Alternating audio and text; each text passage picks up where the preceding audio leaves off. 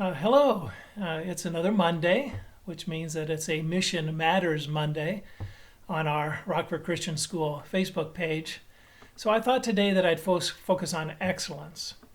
These being our first days of remote learning that's directed by our teachers.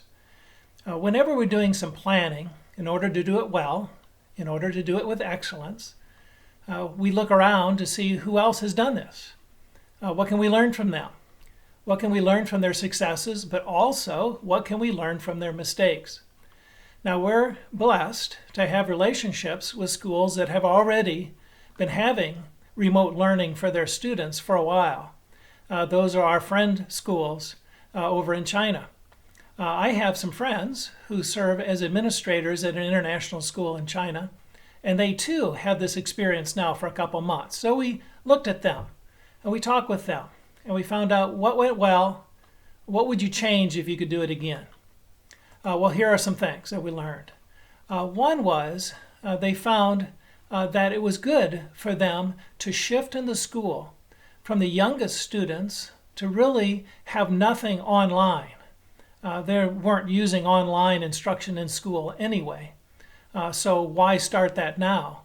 And then shift gradually through the school up to the oldest students, our high schoolers, where much of the information would be web-based. They also suggested a shift in communication. So with the youngest students, the communication is not just primarily, but almost exclusively with the parents. Then there's a shift as we move up through the grades until we get to high school, where nearly all of the communication is with students. Now, even at that level, we want parents to be informed, so please never hesitate to ask questions.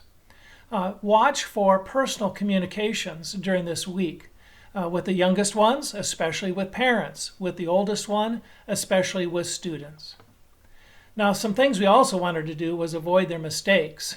And one mistake we found that is pretty common among those schools was that they tended to overwhelm students and parents and teachers at the start. So our aim is to not to fully replicate during this first week everything that would be done during the school day. You will often hear the administrators and teachers talk about our goal being 75% of what would be done.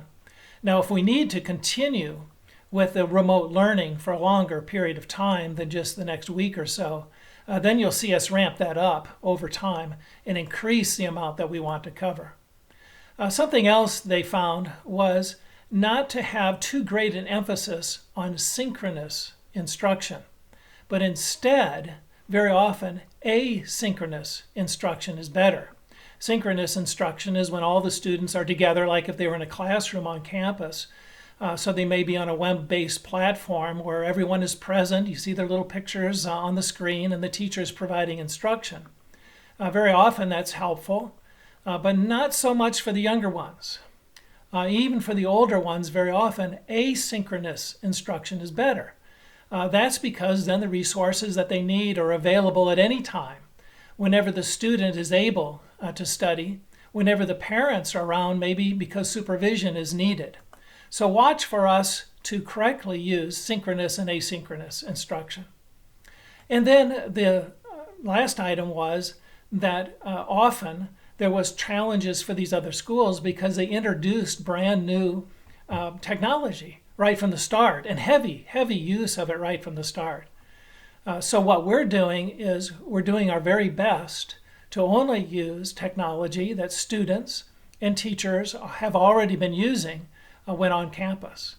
Over time, we expect that can shift, again, especially if we're going to be doing this kind of instruction for longer than just a week or so. So watch for that, the proper use, proper amount of technology use, and then to see how that may shift and develop as we learn and are able to make more use. You know, something that I've realized again in thinking about our remote learning is something that I learned when Susan and I were in Ghana in West Africa, starting a Christian international school there. And something that I learned, and it really sounds obvious, but sometimes the obvious things aren't necessarily put to full use. I learned that the school is really not the building and the property. I learned that by visiting schools there in West Africa. You know, the school where Susan and I were, it looked very much like our schools here. It had a roof. This seems obvious, but it had a roof, it had walls, it had doors, it had windows. We even had air conditioning. We had internet. Students, especially at our high school level, did much of their work on iPads there. But only about 200 yards away, there was a public school that had only a few of those things. They had walls on their building. They had a roof. They had no windows to keep bugs out.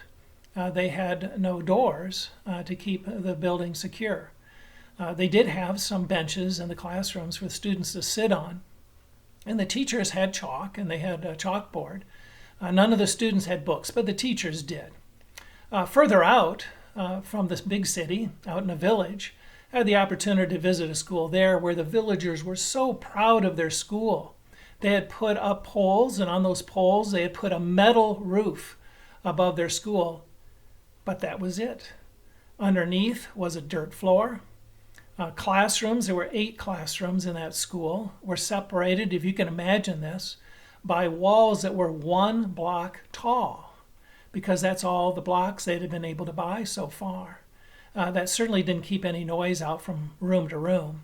The teachers did have chalkboards and some chalk, but the chalkboards were about 3 feet wide, about 4 feet tall.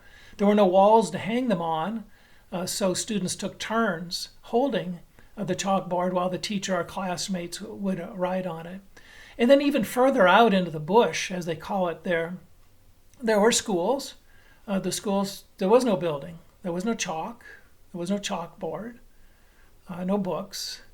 The teacher sat on the roots of the tree. The students gathered around the teacher, and the teacher used the dust on the ground as the chalkboard. But you know, all of those were schools. It's not the things that make a school a school. It's not the building and the grounds and the things in the buildings that make Rockford Christian School a special place. It's the values that hold us together.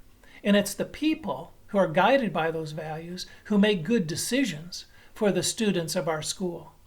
That is really the essence of things. So even as we go remote with our learning, Rockford Christian School is still there. Now I want to share with you that I kind of went out this weekend with some extra time like you may have had if you're stuck at home.